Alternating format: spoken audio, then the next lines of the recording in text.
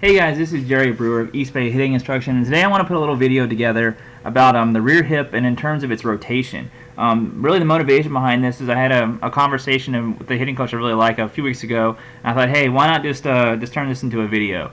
So yeah, let's get after it. And so that's kind of the motivation for this, is just to kind of show these moves and talk about it a little bit. If you're a freshman hitter in high school, you're probably not going to get a whole lot from this. This is something that I find interesting, and maybe you do as well.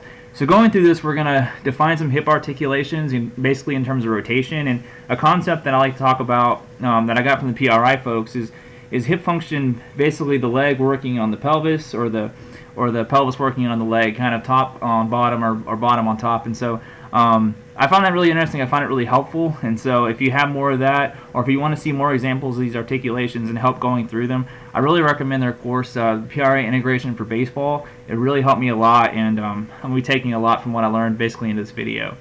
And so as we're going to see, there's going to be some variability in hitters, and we can talk about really briefly, which is better. And as you can expect from me, the answer is going to be it's all variable. Okay, so going through here and looking at movements, first of all, let's define our articulations in this hip socket. So we're going to talk about rotation, and so this is internal rotation, okay? This is basically having your femur turned towards the midline of your body. And so basically for us, we can think about this as if you're wearing a belt buckle, are you looking over the top of your thigh, okay? So if you turn your leg in, if you're standing up, just kind of just pick a leg, your right leg. If you turn your toes towards your right foot, you're internally rotating your hip socket, okay? Now you can also do this another way. If you're standing up and your foot is facing neutral and you turn your torso to the right, now your belt buckle is over your thigh, so you have also internally rotated your hip, okay? So there's two ways to get internal rotation. There's actively internally rotating the hip socket by moving your leg, and there's also moving your torso and putting you into internal rotation. Again, that's a concept championed by the Posturation Institute, and I think it really helps in terms of keeping things clear. So the other example, of course, is external rotation. So basically, the top of your thigh is going to move away from your belt buckle. Okay, so those are our two rotations we're going to look at in terms of this hip socket. All right, and so we're going to look at a clip, and this is actually the clip that I talked with the hitting coach. Okay, so here we go. Here's Mr. Josh Hamilton, and Josh Hamilton has a lot of movement, so it's very easy to see. Okay, so let's just start right here. All right, what do we see in terms of his rear hip socket, so his left hip socket?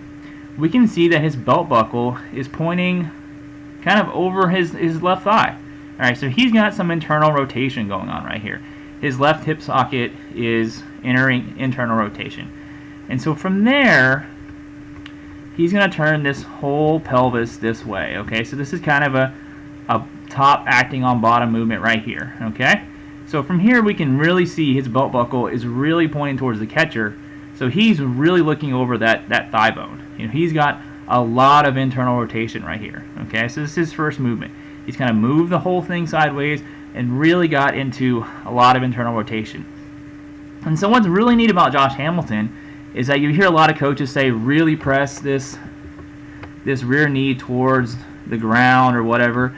And what we're going to see is something really cool with Hamilton, is that he is going to really start to open up and get his belt buckle coming back towards us, but his knee isn't going to really start diving in, okay? And so if we look at this fold and how he's got this hip really internally rotated, he's going to start to open up, but not really take his femur with him. So what is he doing? He's externally rotating, okay? He went from a lot of internal rotation here to start to externally rotate here and basically really get this femur kind of behind his rotation. Keep it away, keep it not looking over or have the belt buckle not looking over the femur.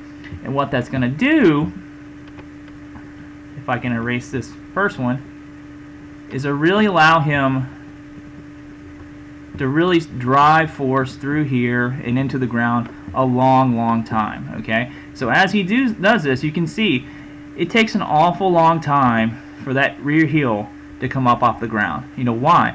Because he is externally rotating this hip and really driving through this back heel, okay? So you can see it right now, has got some external rotation. He is driving as hard as he can, not letting this rear heel come up. And what that allows him to do is basically have support. The longer his rear hip is driving through the ground, the more he supports his torso turn, and he's not going to have any lean back with his body. You can really see he's got a very stable torso turn. You know, very, very powerful movement. Okay? And so when I first saw this, when I first started going through Hamilton's video clips, you know, 5 or 6 years ago, I'm like, oh wow, this move is really it. You know, I found this holy grail. You know, just don't pinch your rear knee in. You know, this is just so powerful. It's just so great. It's going to allow us a really solid torso rotation. But then we start looking at other guys like a Paul Goldschmidt. Okay, so we're going to see a similar thing. As he moves forward, there's his internal rotation, and boom, immediately, you know, he doesn't have much external rotation, if any at all. You know, his knee is going to start pressing in, and then there goes his heel.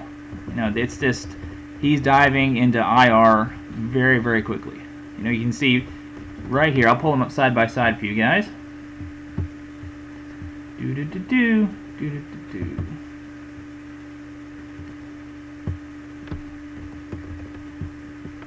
Sorry for this.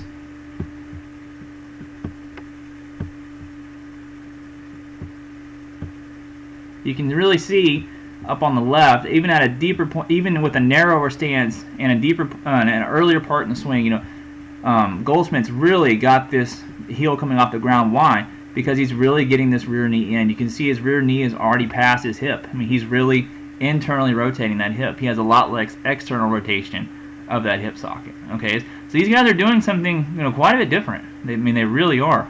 This is a fundamentally different sequence, really. You can see here where there's internal rotation, and then bam, the focus is really trying to get that knee forward to where the knee really gets past the hip very, very early. Well, for Hamilton, it really kind of never does. There's not a big push there. Okay, and so you can start looking at other guys too. One of my clips is like to show a lot is this side clip of Andrew Mccutchen, and we're going to see kind of this ER, leave that thigh behind, really drive as long as possible, and for him he's going to really drag this foot. See how this foot is kind of on its side and how the pinstripes are kind of shooting back behind us? I mean, he has basically no internal rotation, and he doesn't really care about that. He's going to try to keep that rear foot supported as long as possible to kind of get that nice solid torso turn. And then, you know, complete opposite of this is a guy like Jeff Bagwell. We're watching him swing,